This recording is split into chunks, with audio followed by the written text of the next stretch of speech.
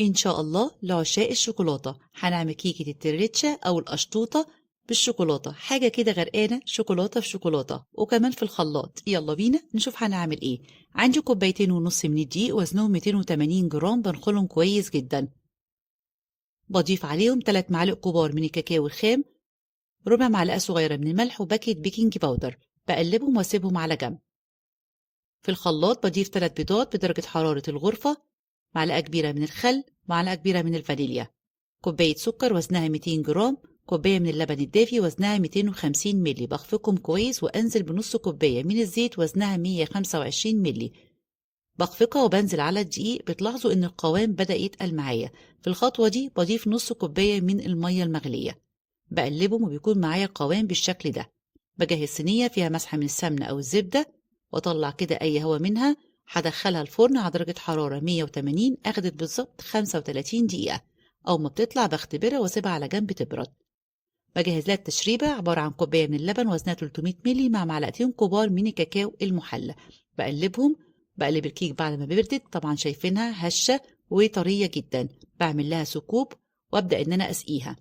شايفينها بتشرب بسرعة جدا. بجهز الكريمة، عبارة عن معلقتين كبار من الكاكاو، معلقتين كبار من السكر، ربع كوباية من اللبن.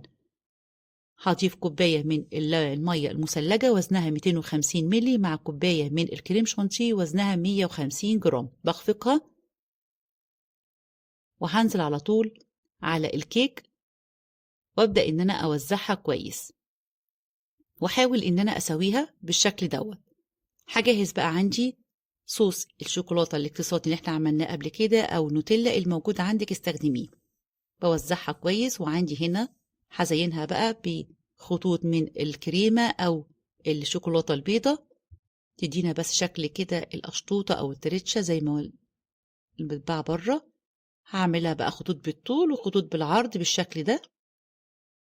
واخر حاجة عندي شوكولاتة مبشورة، دي اختياري، بتديها بس شكل جمالي وفي نفس الوقت بقى تحسسنا كده ان هي كلها كده شوكولاتة في شوكولاتة بالشكل دوت. وادي كده شكلها النهائي. ولو عجبكم الفيديو ما تنسوش الاشتراك في القناة وتفعيل الجرس وسيبولي تعليق حلو. هقطع لكم بقى قطعة منها بالشكل ده. عايزة اقول لكم حلوة جدا، كلها كده غرقانة شوكولاتة في شوكولاتة، طرية وهشة. شايفين طبقة الكريمة مع صوص الشوكولاتة؟ جربوها وبالهنا والشفا.